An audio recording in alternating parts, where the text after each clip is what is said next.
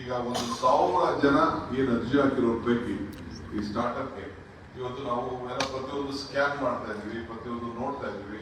45 ಜನ ಈಗಾಗಲೇ ನಾವು ಶಾರ್ಟ್ ಲಿಸ್ಟ್ ಮಾಡಿ ಈ ಗ್ಲೋಬಲ್ ಇನ್ವೆಸ್ಟರ್ಸ್ ಮೀಟ್ಗೆ ನಾವು ಲೈವ್ ಸ್ಟ್ರೀಮ್ಗೆ ನಾವು ಬೇಕು.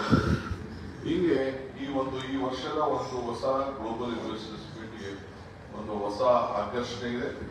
ಬಹಳ ಜನ ಉತ್ಸಾಹ, ಪ್ರಿಪರೇಷನ್ ಕೂಡ ನಮ್ಮ ಎಂಟೈರ್ ಇಂಡಸ್ಟ್ರಿ ಮಿನಿಸ್ಟರ್ ಅವರ ಮುಖಂಡತ್ವದಲ್ಲಿ ಟೀಮ್ ಎಲ್ಲ ಕಡೆ ಕೂಡ ಪ್ರವಾಸ ಮಾಡಿ ಅವ್ರನ್ನೆಲ್ಲ ಒಪ್ಪಿಸಿ ನೀವು ಬರಬೇಕು, ಎಕ್ಸ್ಪೆಷಲಿ ಬಿಯಾಂಡ್ ಬ್ಯಾಂಗ್ಳೂರ್ ಹೋಗ್ಬೇಕು, ನೀವು ಹೆಚ್ಚಿಗೆ ಉದ್ಯೋಗವನ್ನು ಸೃಷ್ಟಿ ಮಾಡಬೇಕು, ಇನ್ವೆಸ್ಟ್ಮೆಂಟ್ ಮಾಡಬೇಕು ಅನ್ನೋದನ್ನ ಎಲ್ಲರೂ ಕೂಡ ಒಪ್ಪಿಸಿ ಬಹಳ ಮುಂದಕ್ಕೆ ಬಂದಿದ್ದಾರೆ. ಸೊ ನಾನು ಎಲ್ಲ ಇನ್ವೆಸ್ಟರ್ಸ್ಗೆ ಈ ಸಂದರ್ಭದಲ್ಲಿ ಅಭಿನಂದನೆ ಮಾಡ್ತೀನಿ.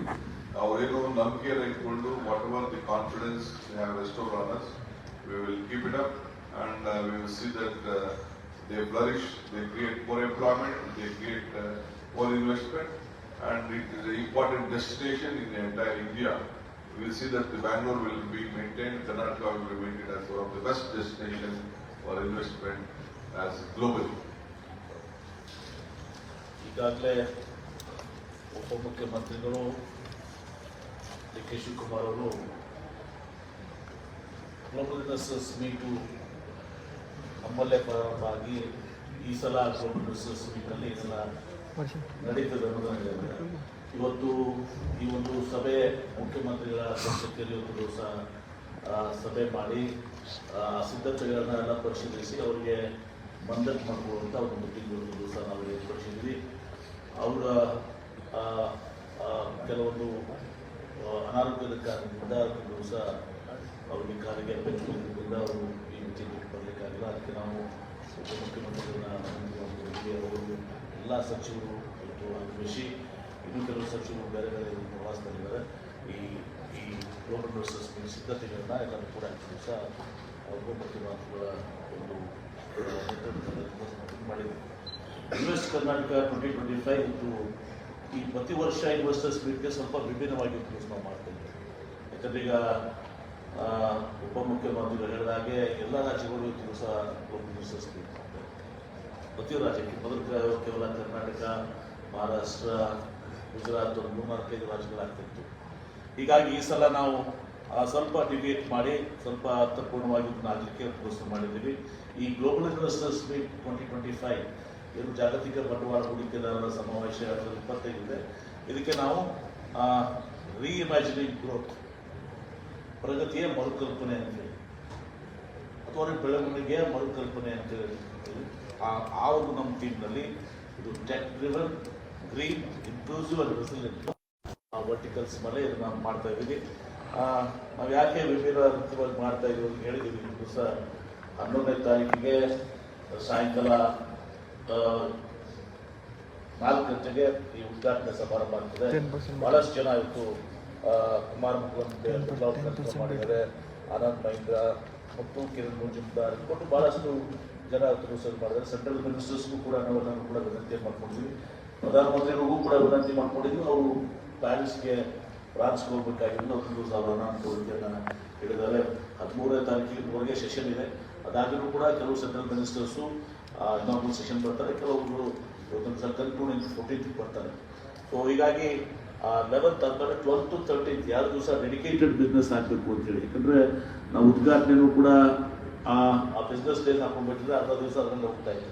2 ಕ್ಲಿಯರ್ ಡೇ ಸ್ವಲ್ಪ ಸೀರಿಯಸ್ ಆಗಿ ಆಗಬೇಕು ಅಂತ ತಿಳ್ಕೊಂಡು ಡೆಡಿಕೇಟೆಡ್ ಆಗಬೇಕು ಅಂತೇಳಿ 12th and 13th serious days of business. ಅಲ್ಲಿ SME ಕನೆಕ್ಟ್ ಇರ್ತದೆ, ವೆಂಚೂರೈಸ್ ಇರ್ತದೆ. 25ಕ್ಕೂ ಹೆಚ್ಚು ಸೆಷನ್ಸ್ ದಿವಸ ನಡೀತದೆ. ಸುಮಾರು ನನಗನ್ಸೋ ಮಟ್ಟಿಗೆ 60ಕ್ಕೂ ಹೆಚ್ಚು ಸ್ಪೀಕರ್ಸ್ ಕನ್ಫರ್ಮ್ ಮಾಡ್ತಾ ಇದ್ದು ಭಾಳಷ್ಟು ಜನ ಕನ್ಫರ್ಮ್ ಮಾಡ್ತಾರೆ. ನಾವು ಯಾವ ರೀತಿ ನಮ್ಮ ಟೈಮು ಮತ್ತು ಇದನ್ನ ಲಭ್ಯತೆ ನೋಡ್ಕೊಂಡು ಇದ್ರು ಸಹ ನಾವು ಸ್ಪೀಕರ್ಸ್ ಮಾಡ್ತಾ ಇದ್ದೀವಿ. ಎಕನಾಮಿಸ್ಟ್ ಜೊತೆ ನಾವು ಟೈಪ್ ಮಾಡ್ಕೊಂಡಿದ್ದೀವಿ. ಸಲ ಎಕನಾಮಿಸ್ಟ್ ಜೊತೆ ಇವತ್ತು ಸಹ ನಾವು ಟೈಪ್ ಮಾಡಿಕೊಂಡು ಯಾವ ರೀತಿ ದಾವೋಸ್ನಲ್ಲಿ ಅದು ಆಗ್ತದೆ global investor world economic forum, ಅದರಲ್ಲಿ ಕೆಲವು ಎಲಿಮೆಂಟ್ಸ್ ನಾವು ತಗೊಂಡಿದ್ದೀವಿ. ಪ್ರಪ್ರಥಮ ಬಾರಿಗೆ ಸುಮಾರು 16 ಕಂಟ್ರೀಸ್ ಆರ್ ಪಾರ್ಟಿಸಿಪೇಟಿಂಗ್. 9 ಜನ ತಮ್ಮ ಪವಿಲಿಯನ್ಸ್ ಕೂಡ ಇರ್ತದೆ. SME ಕನೆಕ್ಟ್ನಲ್ಲಿ 2,000ಕ್ಕೆ ನಾವು ಈಗಾಗಲೇ ಹೇಳಿದಂಗೆ ಟ್ರೈನಿಂಗ್ ಕೊಟ್ಟಿದ್ದೀವಿ ಕಂಪನೀಸ್ಗಳಿಗೆ. ತದನಂತರ ವೆಂಚುರೈಸ್ ಅಂದರೆ ಸ್ಟಾರ್ಟಪ್ ಚಾಲೆಂಜ್ ಏನಿದೆ, ಇಂಡಸ್ಟ್ರೀಸೇ ಪ್ರಾಬ್ಲಮ್ ಕೊಡ್ತಾರೆ. ಆ ಪ್ರಾಬ್ಲಮ್ ಕೊಟ್ಟದನ್ನ ರಿಸಾಲ್ವ್ ಮಾಡಲಿಕ್ಕೆ ಸ್ಟಾರ್ಟಪ್ಸ್ಗೆ ಮಾಡ್ತೀವಿ. ಅದರಲ್ಲಿ $1,00,000 ಈಚ್ ಪ್ರೈಸ್, 3 ವರ್ಟಿಕಲ್ಸ್, ಎಲೆಕ್ಟ್ರಾನಿಕ್ಸು, ಆಮೇಲೆ ನಮ್ಮ ಏರೋಸ್ಪೇಸ್ ಅಂಡ್ ಡಿಫೆನ್ಸು ಮತ್ತು EV, ಈ ಮೂರರಲ್ಲಿ $1,00,000 ಈಚು. ಅದು ಇಂಡಸ್ಟ್ರಿ ನಮಗೆ ಅದನ್ನ ಸ್ಪಾನ್ಸರ್ ಮಾಡ್ತಾ ಇದ್ದಾರೆ. ಅದ್ರ ಜೊತೆಗೆ ಬಹಳಷ್ಟು ಬಿಸ್ನೆಸ್ ಮೀಟ್ಸ್ನು ಆಗ್ತಾ ಇದ್ದಾವೆ.